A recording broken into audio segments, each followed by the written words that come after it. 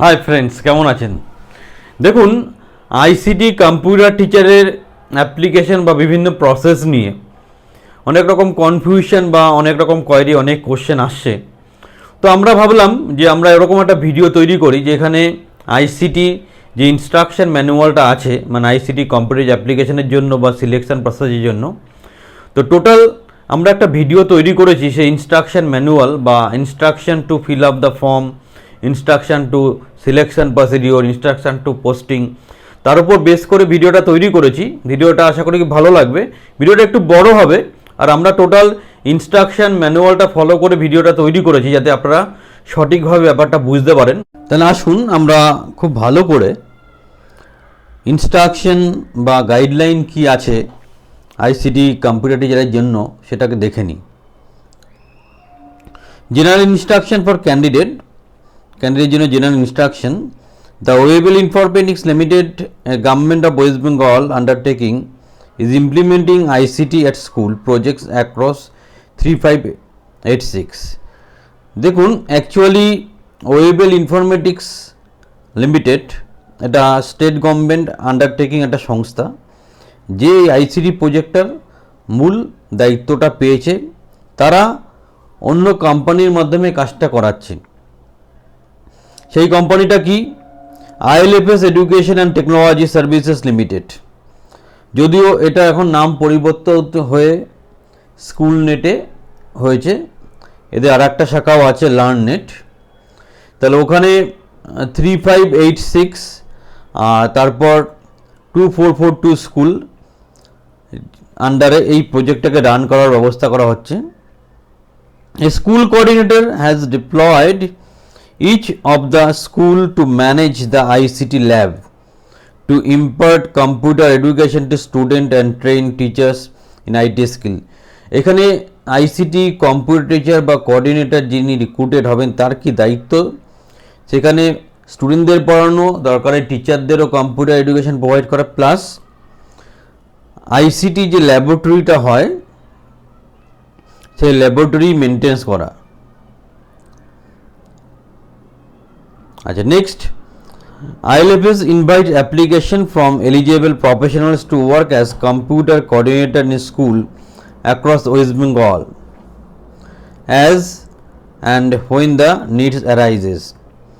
এটা মানে আর বলার কিছু নেই। এবার আবার বলছি, এখন ILFS এর নামটা স্কুল নেট নামে চলছে, সেই জন্য এখানে মাদার সংস্থার নামটা ILFS যেহেতু পুরনো নাম, সেই নামটা ইউজ করা হয়েছে। এবার ক্যান্ডিডেটদের কি কি বিষয় খুব যত্ন সহকারে খেয়াল রাখতে হবে, এটা তুমি কি বলছে ক্যান্ডিডেটদের জন্য? The computer instructor engage by ILFS specific to this project and the school coordinator shall at no time stake and claim or right to claim employment damage, loss or compensation of any sort against ILFS. মানে এই যে রিক্রুটমেন্টটা হবে সেটা specific school কোঅর্ডিনেটরের জন্যই হবে, অন্য কোনো ব্যাপারের জন্য কোনো বিষয়ই সেখানে এন্টারটেন করা হবে না। The position of school coordinator being offered by ILFS is not a government job. এখানে যে চাকরিটা হচ্ছে সেটা কিন্তু কোনো অ্যাঙ্গেল থেকেই গভর্নমেন্ট জব নয়। অনেকেই কোশ্চেন করেন যে এটা গভর্নমেন্ট কন্ট্রাকচুয়াল হতে পারে কিনা, সেটা ভবিষ্যতের ব্যাপার। Candidate application shall only be accepted online through this website. শুধুমাত্র এই ওয়েবসাইটের মাধ্যমেই অনলাইনেই অ্যাপ্লিকেশন অ্যাকসেপ্ট করা যাবে। Each candidate can submit his application only once during the selection process. একজন ক্যান্ডিডেট একবারই ফর্ম ফিল আপ করতে হবে, তাই ফর্ম ফিল আপটা করার সময় খুব সাবধানে সতর্কতার সাথে করতে হবে। Next, application once submitted shall not be allowed to be withdrawn. একবার অ্যাপ্লিকেশন করলে সেটা আর উইথড্র করা যাবে না। ILFS reserve the right to reject or cancel any application of a candidate without giving any reason thereof. সংস্থা চাইলে যে কারোর অ্যাপ্লিকেশন বিনা কারণে ক্যান্সেল করতে পারে, সেই রাইটটা সংস্থা থাকবে। In case of any dispute, ambiguity that may occur in the process of selection, the decision of ILFS shall be final. Application selection কোনো ব্যাপারে কোনো প্রশ্ন কোনো কিছু আসলে আইএলএফএস একমাত্র ফাইনাল অথরিটি যে ডিসিশন নেবে কি করা হবে। চলুন এরপর কি আছে দেখে নিই।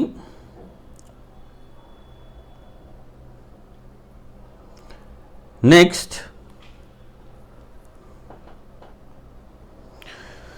ILFS is reserved the right to verify past employment or documents submitted by a candidate at the time of appointment or during the tenure of service.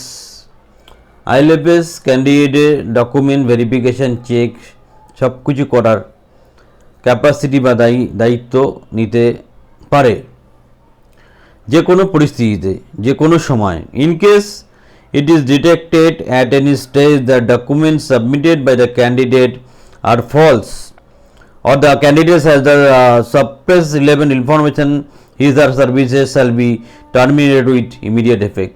যদি ডকুমেন্টেশন পার্টে কোনো এরর হয় তাহলে কিন্তু সার্ভিস ক্যান্সেল হয়ে যাবে। In case of any unintended mistake of the process of selection which may be detected at any stage even after the issue of appointment letter, ILFS has the right to modify, withdraw, cancel any communication made to the candidate. মানে সংস্থাই সব রকম দায়িত্ব রাখছে modify, withdraw বা ক্যান্সেলের করার জন্য appointment at any instant of time. In case of any unintended mistake in the process of selection which may be detected, এটা অলরেডি ডিসকাস করলাম। Next point, all expenses incurred by the candidate, travel, lodging, পরীক্ষার ব্যাপারে ক্যান্ডিডেটের যা খরচাপাতি হবে বা যেই ট্রাভেলিং এক্সপেন্সেস খরচা হবে সেটা কিন্তু ক্যান্ডিডেটকে ইন্ডিভিজুয়ালি বিয়ার করতে হবে। ILFS shall not be responsible for any delay loss caused due to technical reason. কোনো টেকনিক্যাল কারণের জন্য কোনো রকম রিক্রুটমেন্ট ডিলে হলে ILFS কিন্তু কোনো রকমভাবেই কোনো দায়িত্ব গ্রহণ করবে না।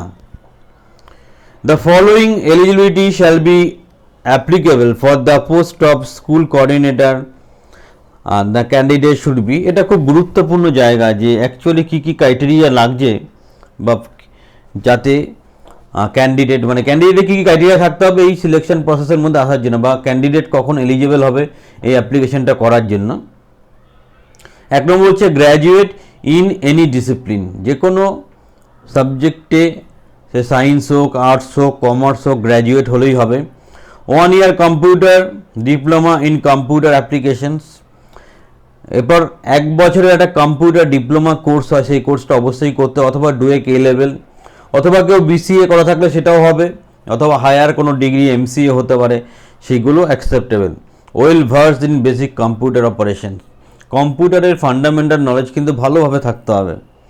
Minimum 1 year experience for secondary school, secondary স্কুলে যদি আপনাকে চাকরি দেওয়া হয় তাহলে 1 বছর, আর হাই স্কুলে চাকরি করলে 2 বছর এক্সপিরিয়েন্স কিন্তু সংস্থা ডিমান্ড করছে।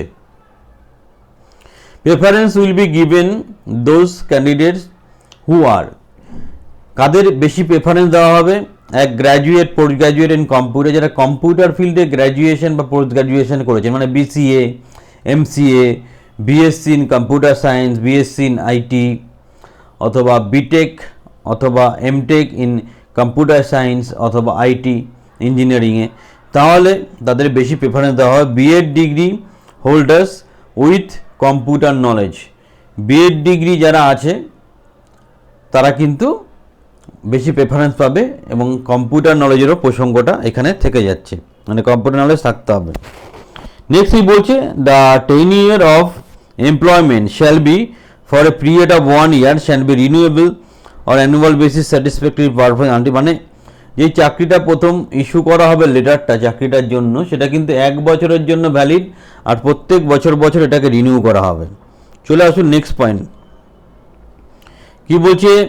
The school coordinator shall be responsible for following their allocated school. এটা স্কুল কোঅর্ডিনেটর বা ICT কম্পিউটার টিচার যে চাকরিটা পাচ্ছে তার কি কি দায়িত্ব থাকছে? Impact computer education per as per school IT syllabus, স্কুলের IT সিলেবাস অনুযায়ী কম্পিউটার এডুকেশন দিতে হবে, and integrate the same with the school time table follow করেই বা স্কুল রুটিনের সাথে অ্যালটমেন্ট করেই কিন্তু এই এডুকেশনটা প্রোভাইড করতে হবে। Build capacity with teachers on IT skills and uses of e-learning software that will enable them to integrate in classroom teaching. যারা টিচার আছে তাদেরকে, যেগুলো এখন কম্পিউটার এইডেড টিচিংয়ের ব্যাপার আছে, মানে পাওয়ার পয়েন্ট বা এক্সেল বা অন্য কোনো প্রেজেন্টেশনের মাধ্যমে যখন পড়ানো, সেগুলো যারা টিচার আছেন তারাও হয়তো অনেকে জানেন না, তাদেরকেও শেখানোর একটা দায়িত্ব থাকছে। Ensure 100% uptime of the install hardware and software in the ICT lab. ICT যে ল্যাবরেটরিটা তৈরি হয় সেখানে 10+ কম্পিউটার থাকে, সেই কম্পিউটারের সফটওয়্যার হার্ডওয়্যার রিলেটেড ব্যাপার স্যাপার এবং মেনটেনেন্সেরও অনেকটা দায়িত্ব কিন্তু আইসিটি কম্পিউটার টিচারের থাকে। Preparation and updation of all records and reports related to the lab on daily basis. প্রত্যেক দিন ল্যাবে স্টক মেনটেন করতে হয়, মানে ল্যাবে কটা কম্পিউটার আছে, কটা মাউস আছে, কখন কোনটা ইউজ হচ্ছে না হচ্ছে, তার কিন্তু একটা প্রপার স্টক মেনটেন করতে হবে। Timely coordination and follow up with the project help desk. ঠিক সিস্টেমেটিক্যালি প্রজেক্ট হেল্প ডেস্কের সাথে যোগাযোগ রাখতে হবে for any hardware and software related issue to ensure the resolution with the stipulated time. মানে কোনো প্রবলেম অ্যানালাইজ করলে সফটওয়্যার বা হার্ডওয়্যার রিলেটেড নির্দিষ্ট সময়ের মধ্যে যেন প্রবলেমটা সলভ করার একটা ক্যাপাসিটি বা অপশান থাকে। এর নেক্সট হচ্ছে এক্সাক্ট সিলেকশন প্রসিডিওর। কীভাবে সিলেকশনটা হবে সুন্দর করে স্টেপ বাই স্টেপ বলে দেওয়া হয়েছে। ফার্স্ট স্টেজ হচ্ছে অনলাইন অ্যাপ্লিকেশন। আমরা অলরেডি অনেকবার ডিসকাস করেছি যে নাম, এডুকেশনাল কোয়ালিফিকেশান এবং অন্যান্য ডিটেলস দিয়ে অনলাইনে অ্যাপ্লিকেশন ফিল আপ করতে হবে। সেখানে কিছু স্ক্যান ডকুমেন্টের দরকার হয়, সেগুলো কিন্তু একটা নির্দিষ্ট সাইজ 300 কেবির মধ্যে কভার করতে হবে। এটা হচ্ছে stage 1 online application by candidate. পরের স্টেজটা কি, স্টেজ 2টা কি বলছে, স্টেজ 2 যে লিস্ট অফ কোয়ালিফাইং ক্যান্ডিডেট কী করে পাওয়া যাবে, ডকুমেন্ট ভেরিফিকেশন অ্যান্ড ভ্যালিডেশন। ক্যান্ডিডেটরা যেই ডকুমেন্ট অনলাইনে আপলোড করছে সেইগুলোকে চেক করে ভেরিফাই করে তবেই কিন্তু লিস্ট অফ ক্যান্ডিডেট তৈরি করা হবে যারা পরীক্ষার জন্য বসতে পারবে। এখানে একটা পয়েন্ট বলা হচ্ছে, যদি ক্যান্ডিডেট যত সংখ্যক ক্যান্ডিডেট দরকার তার 3 টাইমস হয়ে যায়, তাহলে একটা মেরিট লিস্ট জেনারেট করে তারপর পরীক্ষার জন্য ডাকা হবে। পরের স্টেজটা কি বলছে,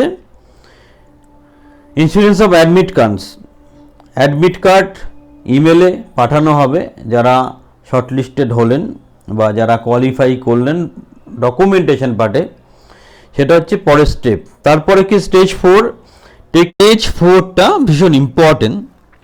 এখানে যে রিটেন এক্সামটা হয় আইসিটির তার ব্যাপারে বলা হচ্ছে, যেখানে total descriptive type and objective type, যদিও পরীক্ষাটা এবার অবজেক্টিভ টাইপই হয়েছিল, সেখানে আইটি অ্যাওয়ারনেসের উপর, আইটি ফান্ডামেন্টাল নলেজ মানে কম্পিউটারের ফান্ডামেন্টাল নলেজের উপর পরীক্ষা হয়। সেই পরীক্ষাটা 50% মার্কস হচ্ছে কোয়ালিফাইং মার্কস, সেটা হচ্ছে স্টেজ 4-এ থাকছে। স্টেজ 5-এ কি, এরপর রিটেন টেস্টের পর থাকছে একটা টেকনিক্যাল ইন্টারভিউ, সেটাও কোয়ালিফাই করার প্রয়োজন আছে, তবেই শর্ট লিস্টিং বা ফাইনাল লিস্টেড ক্যান্ডিডেট আসবে। এখানেই ব্যাপারটা শেষ নয়। শর্ট লিস্টেড স্টেজ 6-এ দেখাচ্ছে, short listed candidate shall be required to appear for final interview wherein the candidate shall be evaluated for the behavioral traits such as attitude, communication skill, confidence etc. যারা stage 5-এ shortlisted হচ্ছে তাদের আবার একটা short listing করা হচ্ছে, যেখানে attitude, communication skill এইগুলোকে দেখা হচ্ছে, নিয়ে ফাইনাল লিস্ট তৈরি হচ্ছে। সেই ফাইনাল লিস্টটা হওয়ার পর স্টেজ 7-এ কি করা হচ্ছে, all the candidates selected from the final interview shall undergo the exhaustive training program at a centralized location in the state. যারা এখন আইসিটি সিলেকশনের জন্য ফোনপে ট্রেনিং অ্যাটেন্ড করছেন তাদের জন্য এই ব্যাপারটা, বা যারা রিটেন পরীক্ষা কোয়ালিফাই করে ইন্টারভিউ কোয়ালিফাই করে স্কুল কোঅর্ডিনেটর পোস্টের জন্য রিক্রুটেড হতে যাচ্ছেন, তার আগে তাদের একটা ট্রেনিং করতে হচ্ছে। এই ট্রেনিংটা পেইড ট্রেনিং, মানে এর জন্য একটা ড্রাফট করতে হয় 4,200 টাকা। এখন পর্যন্ত 4,200 টাকাই আছে। বা সেখানে কি ব্যাপার থাকছে, all the candidate selected from the interview shall be undergo an exclusive training programme at centralise location in the state. এটা ডিস্ট্রিক্ট ওয়াইজ ট্রেনিংটা অর্গানাইজ করা হয়, ব্লক ওয়াইজও হয় অনেক সময়। এবার ওই ট্রেনিংয়ে কী কী করানো হয়, 1 নম্বর introduction to organisation and the project. Organisation এবং প্রজেক্টটা সম্বন্ধে প্রথম ডিসকাস করা হয়। তারপর কি করা হয়, next roles and responsibilities including maintenance of ICT lab, monitoring reports and records. ICT lab কী করে মেনটেন করা হয়, কী করে মনিটরিং করা হয়, কী করে রিপোর্টগুলো রাখতে হয়, সেগুলোর ব্যাপারেও কিন্তু ট্রেনিংয়ের টাইমে শিক্ষা দেওয়া হয়। Project hardware related training include practical application. হার্ডওয়্যারের কিছু প্র্যাকটিক্যাল অ্যাপ্লিকেশনের উপর বেস করেও ট্রেনিংয়ের একটা পার্ট থাকে। Planning imparting computer education in collaboration with the school authorities. স্কুলের সাথে কি করে প্ল্যান করে বা রুটিনের সাথে কীভাবে অ্যাডজাস্টমেন্ট করে স্কুলে কম্পিউটার ক্লাসগুলো নেওয়া যায় সেটাও ডিসকাস করা হয়। Mock sessions and role play, কিছু মক ক্লাস বা ডেমো ক্লাসের মাধ্যমেও কিন্তু ট্রেনিং বা টিচারের কোয়ালিটিটাকে ইমপ্রুভ করা হয়। Multimedia content for computer aided learning, দেখুন এখন পিপিটি বা অন্যান্য কম্পিউটার বা প্রজেক্টরের মাধ্যমে কিন্তু পড়ানো হয়, তো সেগুলো কী করে কি হ্যান্ডেল করতে হবে, কি ব্যাপার, সেটাও ট্রেনিংয়ে শেখানো হবে। Candidates who successfully completed a training programme shall then be handed over offer letter. যারা সাকসেসফুলি ট্রেনিংটা কমপ্লিট করছে, সাকসেসফুলি মানে ট্রেনিংয়ের পর একটা পরীক্ষা হবে, পরীক্ষায় যারা কোয়ালিফাই করছে তাদেরকেই অফার লেটার প্রোভাইড করা হবে। লাস্ট স্টেজ 8, সেখানে অফার লেটার প্রোভাইড করা হচ্ছে। The selected candidate offer letter provide করা হবে, জিরো ব্যালেন্স অ্যাকাউন্ট খুলে দেওয়া হবে, পিএফ ইএসআইসি যা ব্যাপার আছে সেগুলো করে দেওয়া হবে, করে তাকে স্কুলে অ্যাজ এ কম্পিউটার কোঅর্ডিনেটর হিসাবে জয়েন করানো হবে। এই হচ্ছে টোটাল কনসেপ্ট বা টোটাল নোটিফিকেশান ইনস্ট্রাকশনস। যদিও ভিডিওটা বড় হলো, কিন্তু টোটাল সিস্টেম বা টোটাল রিক্রুটমেন্ট প্রসেস বা আইসিটি কম্পিটিশনের অ্যাপ্লাই করছেন, টোটাল ব্যাপারটা বোঝাটা খুব জরুরি। ভিডিও এখানেই শেষ হচ্ছে। যদি কোনো কোয়েরি থাকে যথারীতি আপনারা ফোন করতে পারেন, হোয়াটসঅ্যাপ করতে পারেন, অথবা আমাদের বক্সে মেসেজ করতে পারেন। তাহলে ভালো থাকবেন, হ্যাভ এ গ্রেট ডে। ভালো লাগলে অবশ্যই সাবস্ক্রাইব করবেন। ইনফরমেশানটা যদি লুক্রেটিভ মনে হয় বন্ধুদের মধ্যে শেয়ার করতে ভুলবেন না।